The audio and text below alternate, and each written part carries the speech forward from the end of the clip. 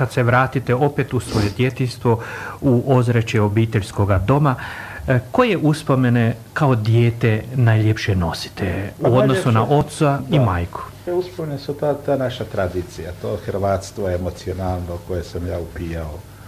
Sveta Lucija, Badnjak, Slama, gdje smo se mi djeca igrali, kićenje bora, pokloni, otac je svirao na glasoviru, pjevanje božićnih pjesama. Ta jedna povezanost, ta jedna, ja bih rekao, ljubav koju daje obitelj, čini čovjeka onim što ga čini. Ja sam upijao to i to je ono, ja tvrdim da je hrvatstvo emocija, može čovjek biti i po krvi, i po porijeklu, i po kulturi Hrvata, da u stvari nije Hrvat ako je praznog srca. Prema tome hrvatstvo je emocija.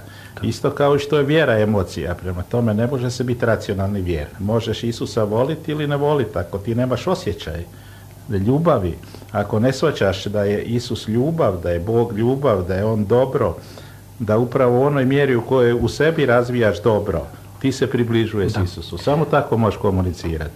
I zato ima mnogo ovih vjernika koji su formalni vjernici, koji su vjernici, kao što ima mnogo Hrvata koji su formalni Hrvati, koji ništa nisu spremni žrtvovati za ono što vole. I kad se, profesore, vratimo u to razdoblje, iz knjige znademo, vi ste primili sakramente, primili ste i krizmu, ali toga trenutka, u to razdoblje, što je to za vas značilo, ili možete li sada pokazati malo i analizirati svoj put, neću reći odlazak ili konkretno, kao što smo naznačili, vi ste bili i u Hrvatskoj državi, odnosno za bivšu Jugoslaviju, imali ste visoke funkcije, bili ste i član partije.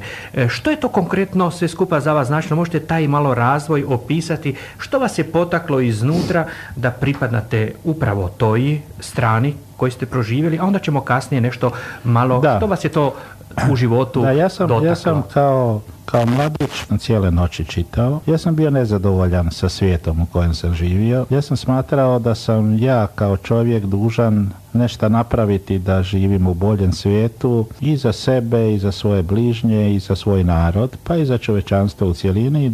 Ja sam uvijek smatrao da je povijest društvo zbir djelovanja pojedinačnih ljudi. Prema tome da je ono najvažnije što čovjek može napraviti da mijenja sebe, da da nešto, da on da doprinos, a ne da traži da drugi se mijenjaju i da drugi daju doprinos. I onda sam se bio oduševio čitajući te knjige koje sam tad mogao dobiti, a nisam dobivao religiozne knjige nego neke druge knjige, i u školi smo učili drugačije. Ja moram priznati da je mene oduševio Nietzsche kao čovjek koji se pobunio protiv svijeta u kojem živi, protiv svih autoriteta. I stvari mene se usjeklo kao dječaku. To me je vodilo jedno vrijeme, jedan krivi ideal, jedna kriva vizija. Kada je Nietzsche rekao, pa tako je malo ljubavi među ljudima u svijetu, da šteta i to malo ljubavi što ima u ljudskom srcu, da tu ljubav upućuju nekom nadnaravnom biću, Bogu, Isusu, Allahu ili Budi ili nekom drugom, a ne drugom čovjeku koji živi kraj njega. I onda sam ja uvijek govorio, pa daj, Zdravko, razmisli, kad se ujutro probudiš, da taj dan napraviš neko veselje ili neko dobro djelo barem jednom jedinom čovjeku. Prema tome ja sam prihvatio u mladosti jednu ateistički pogled na svijet. Njegova teorija Bog je mrtav, što za vas značilo? Da, Bog je mrtav, pa onda Marksova teorija, to smo učili, da je religija opijum za narod, da treba narod osvijestiti, da se narod s tim onemogućava da stvara jedan bolji svijet. Prema tome ponela me je vizija mogućnosti stvaranja jednog boljeg svijeta, kako se kaže, raja na zemlji. Raja u kome će čovjek zamijeniti Boga, u kome čovjeku ne treba Bog, gdje će čovjek preuzeti ulogu Boga i gdje će ljudi jedni drugima davati ono što im daje Bog. I to zatim samoupravljanje kao neka vizija koja je bolja od kapitalizma, pa sam onda sticajem okolnosti upoznao se sa Kardeljom, koji je nam imao veliki utjecaj, koji je bio vizionar, koji je tim samoupravljanjem, pa onda otporu staljinizmu, ja sam mislio da mi možemo izgraditi neki socijalizam koji nije diktatura, koja nije nasilje, koja nije zlo. I onda kad sam se upustio u praksu toga, onda sam odmah došao u sukobe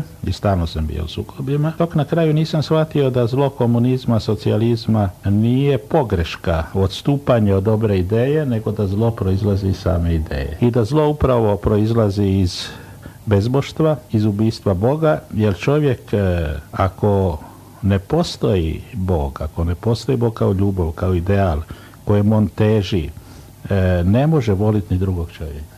Tome, ja sam vidio da je to kriva zvijezda vodilja, ali taj moj preobražaj je dugo trajao, ja nisam imao hrabrost, ja o tom i pišem, da do kraja raskinem, pa sam pravio neke trule kompromise.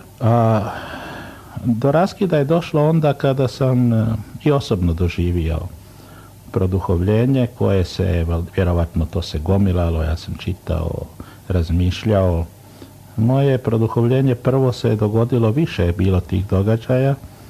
Bio jedan proces. Prvo je bilo kad sam ja spoznao Boga, Isusa, bilo je u Notre Dameu prije jedno 25 godina i više možda. Moj otac je rano umro, ja sam stalno jako bio povezan sa ocem. I onda sam u toj prekrasnoj crkvi, mističnoj crkvi, skupio svijeću i išao zapaliti za oca. I tog momenta ja sam doživio nešto što ja ne mogu opisati.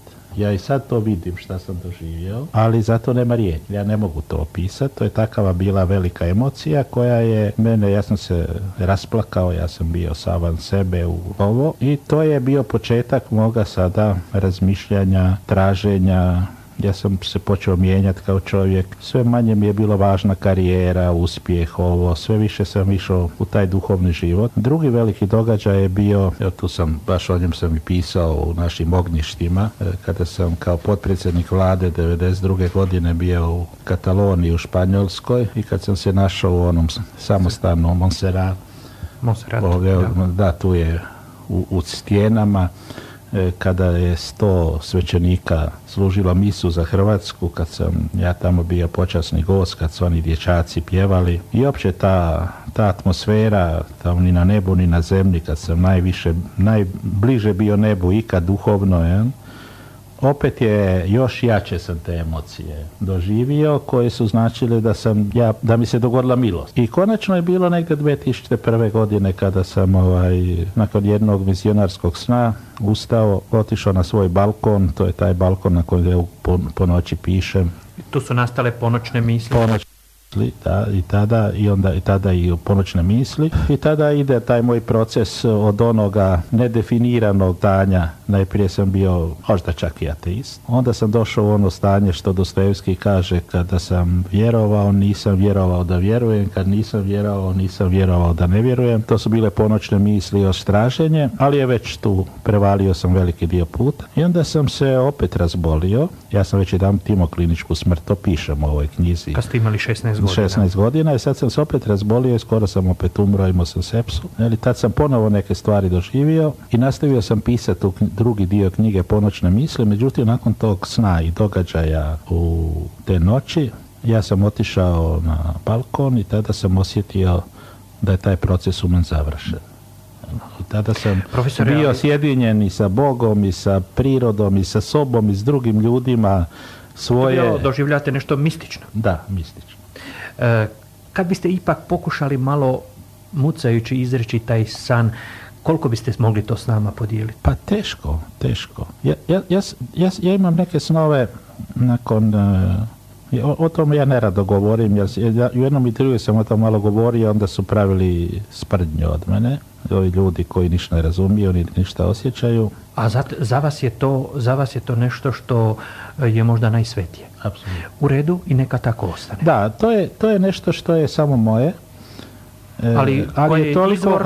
Ono je izvor, ja bih rekao, koje je promijenilo mene kao čovjeka. Ja sad imam neke druge osjećaje, ja se više ne bojim smrti, ja vidim smisao života, ja imam neke emocije koje ranije nisam imao. Jel? Ono što su mi sestre moje u susjedstvu koje su tamo uvijek govorile, profesor, vi ste dobar čovjek, ali mi se molimo da vam se dogodi milost,